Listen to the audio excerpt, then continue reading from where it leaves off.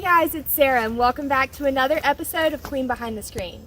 I'm here today with Nick Augostini from the North Carolina Department of Agriculture and Consumer Services.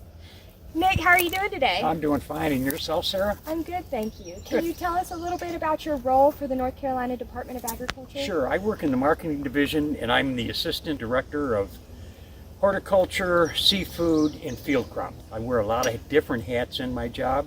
I'm the head of the grain grading and fruit and vegetable grading, plus the auditing division, which is Carolina employees who are trained by USDA to inspect either grains, fruits, and vegetables. So responsible for the audit division in our department, and they go out and they give GAP harmonized, and GAP harmonized plus audits. And the plus is basically the same equivalent as a GFSI. I work with the Specialty Crops Block Grant, and what that is that's a federal grant through USDA, and North Carolina receives about $1.3 million a year.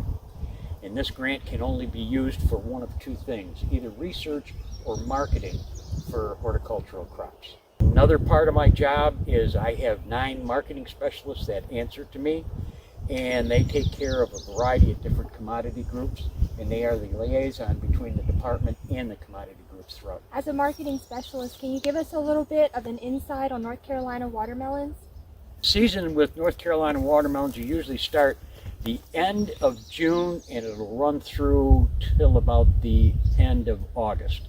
Although we do have some growers in the state that are growing the small personal watermelons, and they can extend the season through almost the 1st of October. How many acres of watermelons are grown in North Carolina? I've been working with the Watermelon Association here in the state for about 15 or 16 years. And when I first started, there was about 7,200 acres of watermelons planted. This year, there's about 7,800 acres of watermelons planted. And what you're seeing is a lot of the little growers get out of it because of all of the health risks and third-party audits from safety concerns. So would you say that North Carolina watermelon market as a whole is growing?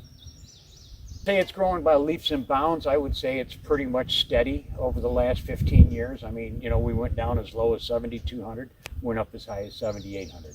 And about the last, I would say 5 or 6 years, we've been right at that 7,800 mark.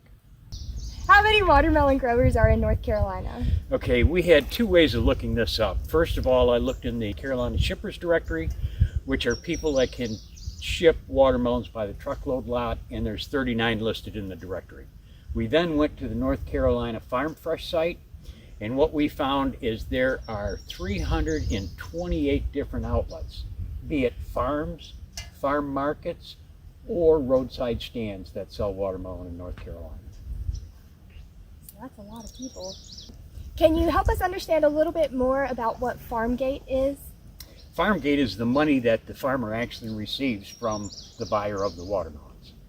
And this past year, which is 2019, the figures just come out and we were right at $24 million. All this talk about watermelons, can you tell us where we can find North Carolina grown watermelons, or how far they can ship out? We're standing in the field right here. As far as shipping out, basically North Carolina farmers ship the east coast. They'll go up into New England and they'll go back down into Florida because they're not growing watermelons now. Well, thank you so much, Nick. And you guys heard it here first. So go grab a North Carolina watermelon today. Thanks for tuning in. We'll see you next time on Queen Behind the Screen.